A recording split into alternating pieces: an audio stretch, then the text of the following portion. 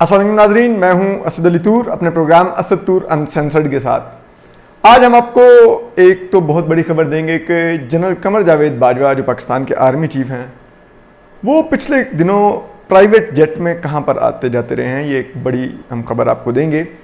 इसके अलावा हम आपको ये भी बताएंगे जो कल हमने खबर ब्रेक की थी, अफ़गान एम्बेसडर नजीबुल्लाह अली खेल की जो साहबजादी हैं सिलसिला अली खेल, उनको जो अगवा किया गया था, तशद्दुद किया गया, वो हमने खबर कल ब्रेक की थी। अनसेंसर्ड की एक्सक्लूसिव वो खबर थी। तो उस पर अब जो तहकीकात हो रही हैं उसमें कुछ अंदर की हम आपको खबरें देंगे कि वो किस तरफ जा रही हैं और क्या चीज़ें सामने आ रही हैं। इसके अलावा हम आपको ये भी बताएंगे कि जो चीनी इंजीनियर्स हैं, चीनी तहकीकातकार हैं, वो जो पाकिस्तान आए हुए हैं, वो चीज़ों को किस तरह से देख रहे हैं, ये भी हम बताएंगे आपको। जबकि जो पाकिस्तानी एक एक्टिविस्ट हैं नीदरलैंड बेस्ड, यानी कि आप हॉलैंड भी कह सकते हैं, उन पर जो कातलाना हमले की या कत्ल करने की जो उनके खिलाफ साजिश हुई है, वो जो पकड़ी गई है, उस पर भी हम कुछ आपको इंसाइट्स देंगे जो हमारे पास पहले से थी लेकिन हम खामोश थे। जबकि जो आखिर में हम आपको ये भी बताएंगे जो सहाफ़ी हैं, एंकर हैं अब्सा कोमल, उन्होंने एक सुहेल शाहीन का इंटरव्यू किया, तालिबान के जो स्पोक्समैन हैं कतर में, उस पर भी हम आपको बताएंगे कि वो क्या इंटरव्यू का क्या बैकग्राउंड था, क्योंकि उस पर भी बहुत बात हो रही है। तो क्योंकि मेरी और अब्सा की कुछ बात हुई थी इस इंटरव्यू से पहले, तो हम वो भी आपसे शेयर करेंगे। तो चलें सबसे पहले अब्सा से शुरू कर लेते हैं। अब्सा इस इंटरव्यू से एक शाम पहले उनकी मुझे कॉल आई थी। उन्होंने बताया कि कल वो सुहेल शाहीन का इंटरव्यू उनको मिल रहा है, वो करने जा रही हैं, लेकिन वो रिलक्टेंट भी थी कि यार ऐसा ना लगे कि मैं किसी मिलिटेंट को ग्लोरीफाई कर रही हूँ। तो जो मुझे उनकी बातचीत से जो तासुर मिला वो यही था कि वो बहुत मोहतात थी इस इंटरव्यू को लेके। तो मैं अब्सा को एक अरसे से जानता हूँ, उन्होंने मेरे साथ ही अपने करियर का आगाज़ किया था। 2013 में हम इकट्ठे थे और मैं उनके न्यूज़ बुलेटिन प्रोड्यूस कर चुका हूँ। तो बहुत ही हम्बल और वो जिसे कहते हैं इंतहाई सोबर किस्म की उनकी शख्सियत है। उलझती नहीं है लोगों से ज़्यादा, बिल्कुल किसी किस्म का कोई नेगेटिव कमेंट नहीं देती। और मैं उनको जानता हूँ कि बहुत हार्ड वर्किंग हैं। हर वक्त वो उन रवायती एंकर्स की तरह नहीं कि जो बस अपने स्टारडम में रहते हैं। She is a different personality. तो उनको अब जो लोग जिस अंदाज में उनसे बदतमीज़ी कर रहे हैं सोशल मीडिया, बड़ा शर्मनाक है। सहाफ़ी के रोल समझा कीजिए। जो अब्सा ने जो इंटरव्यू किया भी, अब देखिए मैं भी तालिबान को एक दहशतगर्द मानता हूँ, लेकिन अब जब अमेरिका उनसे मुज़ाकरात कर चुका है तो वो एक फ्रीक बित बन चुके हैं। अब अफ़गान जो मसला सारा चल रहा है, तो उनमें से एक फ्रीक के तौर पे उनका इंटरव्यू लेना is not a wrong thing. वो अब्सा ने किया बतौर सहाफ़ी, ये सब करते हैं। हमारे यहाँ पे तो माजी में भी इंटरव्यूज़ होते रहे हैं, तो कोई अब्सा ने ऐसा काम नहीं किया कि जो नहीं हो सकता था। चलिए अब इससे आगे आ जाते हैं। जो दूसरा मामला है वो है इनका अफ़गान एम्बेसडर वाला। अच्छा, अफ़गान एम्बेसडर वाले मामले में एक तो ये है कि अब जो तहकीकात हो रही हैं, हमने जो कल खबर ब्रेक की थी, उसकी बाद में हमारे खबर ब्रेक करने के बाद फिर अफ़गान जो दफ्तर खारजा था, उन्होंने रिटन स्टेटमेंट जारी की कि हाँ हमारे एम्बेसडर की बेटी अगवा हुई है, उनको मारा पीटा गया है।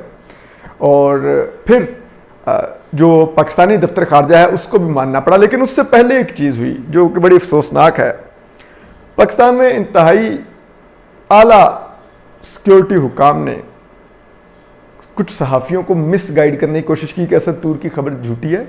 वो खुद गई थी और खुद वापस घर आ गई, वो कोई अगवा नहीं हुई थी। लेकिन बाद में हमारे दफ्तर खारजा को मानना पड़ा। तो इस सिक्योरिटी हुकाम को कम से कम विक्टिम्स के खिलाफ झूठी खबरें फैलाने से तो माजरत के साथ कुछ शर्म करनी चाहिए। अब बात यह है कि अब जो चीज़ें सामने आ रही हैं, जो अफ़गान एम्बेसडर की जो बेटी हैं वो ये बताती हैं कि वो घर से निकली, जो उन्होंने अपना रिटन स्टेटमेंट दिया है, वो घर से निकली थी। उन्होंने घर के करीब एक टैक्सी वाले को कहा कि मुझे अपने भाई के लिए कुछ तोहफ़ा लेना है, तो मैं कहाँ पे जा सकती हूँ, कोई शॉप आपको मालूम है? तो उसने कहा मैं ले जाता हूँ। वो उनको कहीं लेकर गया, उन्होंने वहाँ से بقول کیونکہ ظاہری بات ہے افغان ہیں, ان کو شاید پاکستانی کیپٹل کی زیادہ جگہوں کا نہیں پتہ ہوگا, تو انہوں نے وہ گفٹ لے کے کہتے جب میں واپس نکلی ہوں دوسری ٹیکسی میں بیٹھی ہوں یہ جانے کے لیے کہ مجھے گھر واپس جانا ہے, تو اس ٹیکسی نے تھوڑا سا ٹریول کرنے کے بعد اس ٹیکسی میں ٹیکسی روکی اور ایک آدمی اندر بٹھا لیا. تو میں نے اسے کہا کہ یہ آپ کیوں ایک اور سواری ساتھ بٹھا رہے ہیں؟ تو کہتا ہے اتنی میں اس نے مجھ پہ شاؤٹ کرنا شروع کر دیا کہ تم کمیونسٹ کی بیٹی ہو, تمہارے باپ کو نہیں ہم چھوڑیں گے, تم یہ اور وہ, اور پھر اس نے مجھے مار پیٹ شروع کر دی اور یہ بیچاری بے ہوش ہو گئی. اور پھر اس کے بعد کہتے ہیں کہ جب میری آنکھ کھلی تو میں کہیں کسی جگہ پڑی ہوئی تھی جہاں پہ ارد گرد گند پھیلا ہوا تھا, تو میں اٹھی, مجھے پتہ نہیں تھا کہ میں کہاں پر ہوں, بندھی ہوئی تھی. میں نے کسی سے پوچھا اور پھر میں پہلے ادھر سے گھر بھی جا سکتی تھی لیکن مجھے یہ تھا کہ میں بہت ہی بری حالت میں تھی تو میں اپنے ملازمین کے سامنے اس حالت میں جانا نہیں چاہتی تھی. تو مجھے جو ایک لینڈ مارک معلوم تھا وہ F9 پارک کا تھا, تو میں نے ایک ٹیکسی لی اور میں F9 والے لینڈ مارک پہ چلی گئی, F9 پارک, اور وہاں سے میں نے اپنے ابا کے کولیگ ہیں, کچھ لوگ کہتے ہیں ان کا نام حکمت ہے, کچھ کہتے ہیں حیدر ہے, ان کو کانٹیکٹ کر کے بتایا کہ میں یہاں پر ہوں, یہاں سے آپ مجھے لے جائیے. تو پھر وہ مجھے لے کر گھر چلے گئے اور یہ سارا واقعہ پیش آیا.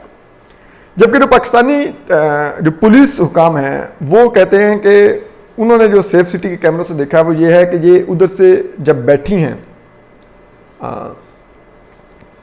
یہ کھڈا مارکیٹ کے قریب سے ٹیکسی بیٹھی ہیں, اور وہ جو ٹیکسی والا تھا وہ ان کو پنڈی میں ایک مقام پر لے گیا, ایک شاپنگ مال میں جہاں سے انہوں نے کچھ لیا.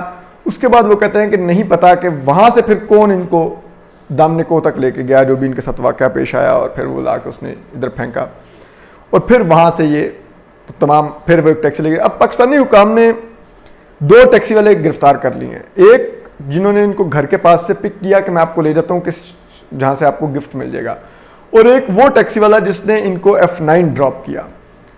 تو وہ دونوں پکڑے جا چکے ہیں, لیکن جو اصل جس نے ان کو گھر لے جانے کے لیے پک کیا تھا اور رستے میں دوسری سواری مطلب دوسرا اغوا کار ساتھ بٹھا کے ان کو پھر اغوا کیا اور مار پیٹ کی, اصل تو وہ کلپریٹ ہے, وہ ابھی تک نہیں ڈھونڈا جا سکا.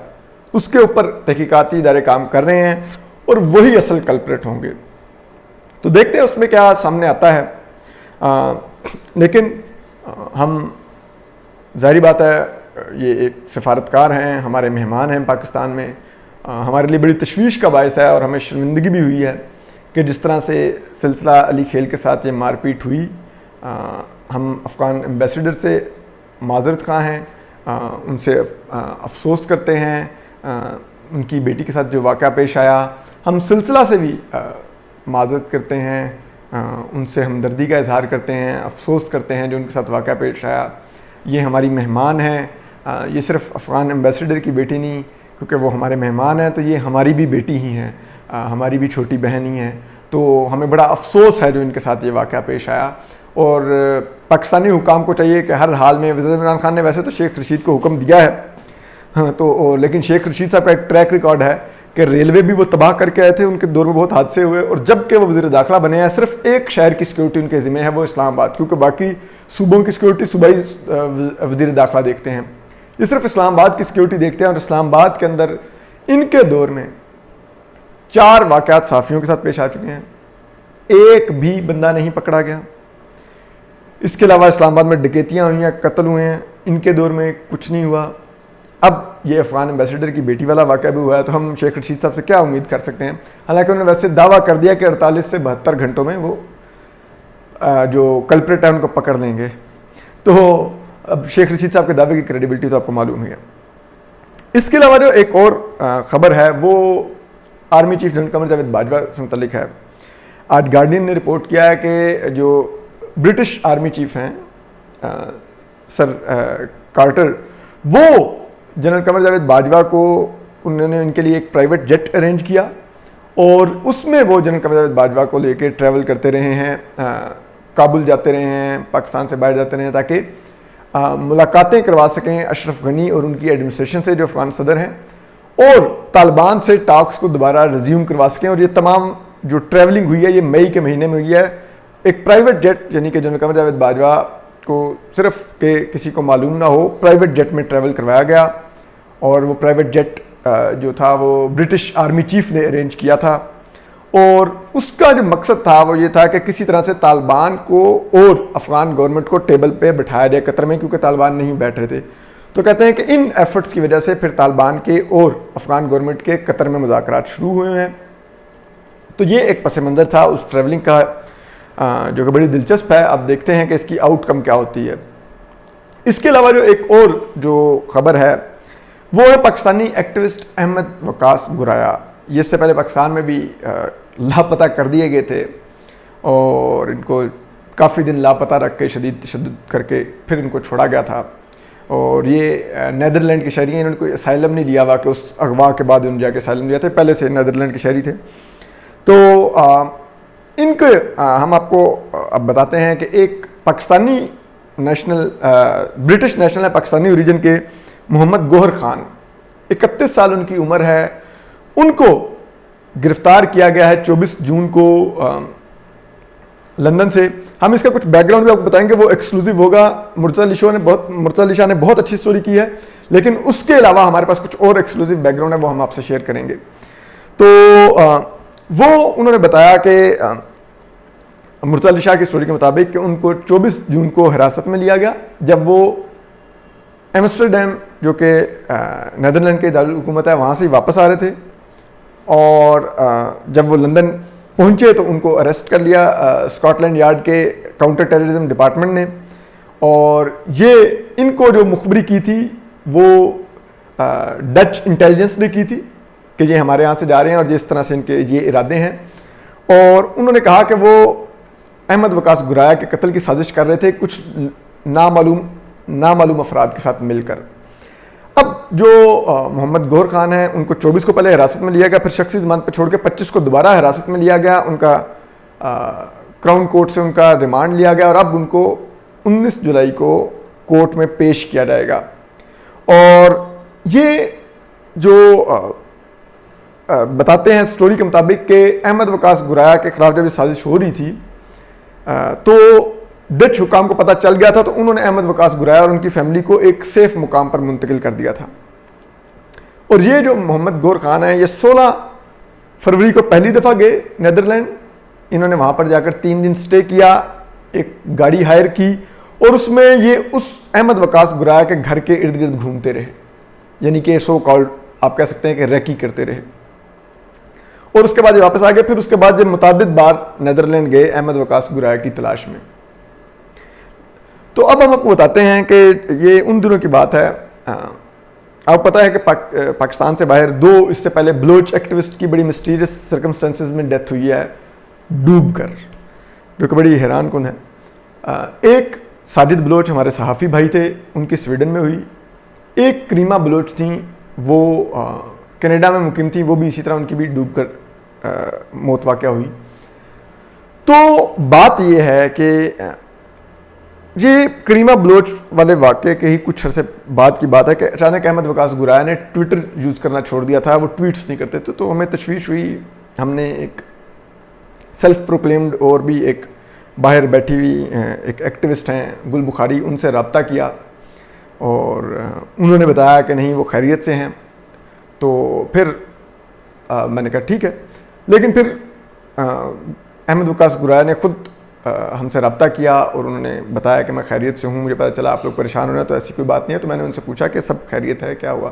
تو اس وقت انہوں نے پہلی دفعہ مجھے یہ بتایا, انہوں نے کہا کہ کچھ مجھے مارنے کی سازش ہو رہی تھی, اس تک جو یہاں کی انٹیلیجنس ہے پہنچ گئی ہے اور اب وہ کارروائی کر رہے ہیں. تو مجھے اور میری فیملی کو انہوں نے ایک ایسی جگہ پہ موو کر دیا جہاں پہ انہوں نے کہا کہ میں انٹرنیٹ بھی نہیں استعمال کروں گا تاکہ کوئی مجھے ٹریس نہ کر سکے, اور میں جب تک یہ سازش کے تمام تانے بانے پکڑے نہیں جاتے میں یہاں پر رہوں گا. لیکن بہت قریب پہنچ چکے ہیں اور آپ دیکھیں گے کہ آنے والے مہینوں میں یہ سارا معاملہ سامنے آ جائے گا, بڑا دھماکہ ہوگا اور اس کے بعد پھر میں سامنے آ جاؤں گا. تو تب تک میں یہاں پر ایک محفوظ مقام پر ہوں. تو ہم نے کہا ٹھیک ہے.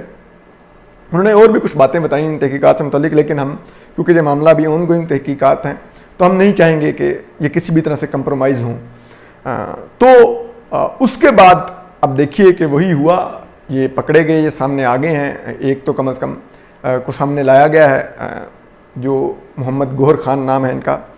لیکن ہم ویسے احمد وقاص گرایا نے ٹویٹس کیے ہیں اور انہوں نے کہا ہے طہا صدیقی کو کہ تم میرے بارے میں سٹوری مت کرنا, کیونکہ تم تو ظاہری بات ہے طہا صدیقی کا تو ایک بہت ڈوبیس بیک گراؤنڈ ہے. لیکن ہم احمد وقاص گرایا کو ویسے یہ بھی خبردار کریں گے کہ آپ براہ مہربانی گل بخاری کو بھی کہہ دیجیے گا کہ آپ کے بارے میں کوئی سٹوری مت کریں، ٹھیک ہے؟